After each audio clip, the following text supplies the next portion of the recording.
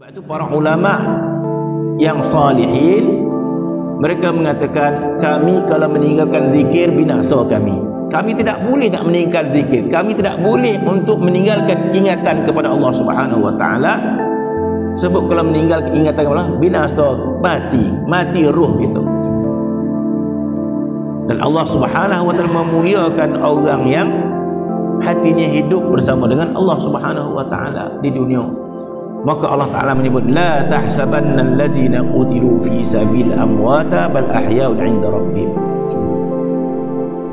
Jadi maksud orang yang hidup di dunia ini hatinya hidup bersama Allah, maka kematiannya bukan mati sebenarnya, bahkan kematiannya satu kehidupan di sisi Allah Subhanahu wa taala, dimuliakan oleh Allah Subhanahu wa taala. Apakah Allah Ta'ala tidak mengetahui pengorbanan kita?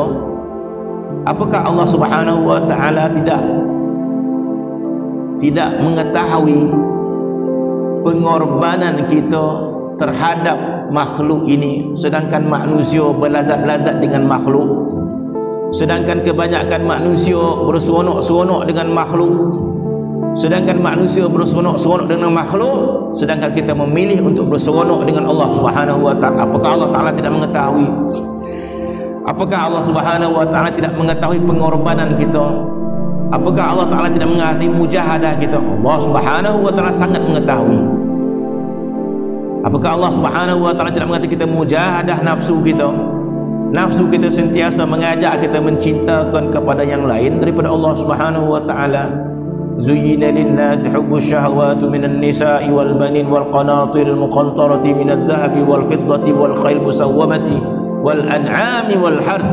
Lengkap Allah Ta'ala menyebut kecintaan nafsu manusia itu.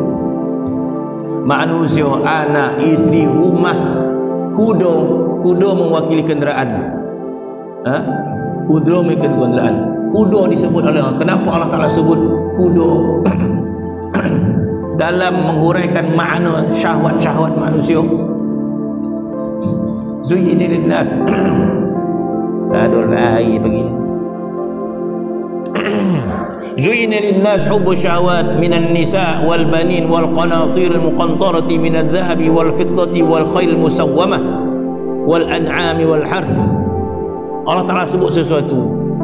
Manusia itu nafsu dia dihiasi cinta kepada wanita, wal banin anak, wal qanatir al muqantarah harta yang berbondong-bondong, minadh dhahabi wal fiddah emas dan perak, wal khailil musawwamah, dan dia suka kepada kuda-kuda yang tangkas. Kuda-kuda mewakili kenderaan. Jadi itulah manusia. Dia suka anak, isteri, rumah, kenderaan, wal an'ami wal harth, binatang ternakan dia, dan juga tanaman dia. Inilah yang disebut oleh Allah Subhanahu wa taala. Dan benda inilah yang menghalang kita untuk memahami rasa cinta kita kepada Allah Subhanahu wa taala. Maka hidup kita dengan nafsu-nafsu ini, hidup kita dengan kecintaan kita kepada anak, isteri kita, kepada harta kita, kepada rumah kita, kepada kenderaan kita. Ini masalah dia, kita tidak hidup dengan Allah Subhanahu, kita tidak hidup dengan kecintaan kita kepada Allah Subhanahu wa taala. Kekuatan hidup kita.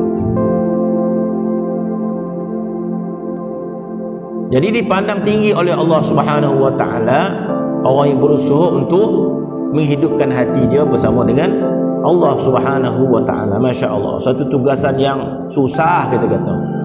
Mujahadah untuk hidup hati kita dengan Allah Subhanahu wa taala, tetapi Allah Subhanahu wa taala berikan kemuliaan yang hebat. Jadi kita tarbiyah.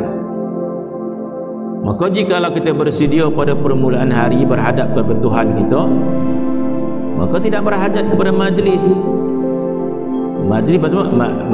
yang menghidupkan hati. Tempat yang kedua, maka tatkala tiada bersedia engkau, bermaksud kalau kita tidak bersedia, kita tidak tarbiyah hati kita pada setiap pagi, maka menyebabkan hati kita mati dengan Allah Subhanahu wa taala.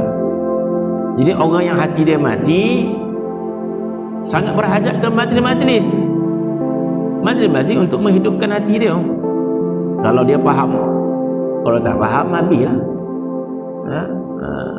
Tidak mengetahui makna pentingnya majlis-majlis ilmu, majlis-majlis berzikir untuk menghidupkan hati, itu maksudnya. Ya. Tapi kalau orang tak faham tentang hati dia rasa tak penting, tak dapat nak ngaban lah. Tak dapat kita nak tarik orang, nak tarik tangan orang, tak boleh. Ya. Memerlukan kepahaman tentang suatu. Jadi kalau berhajat, maka berhajat kita majlis-majlis untuk menghidupkan hati kita. Tetapi sekiranya orang itu menterbiah diri dia pada setiap pagi berhadap kepada Allah, maka tak perlu lagi majlis-majlis sebegini, katanya sebegitu.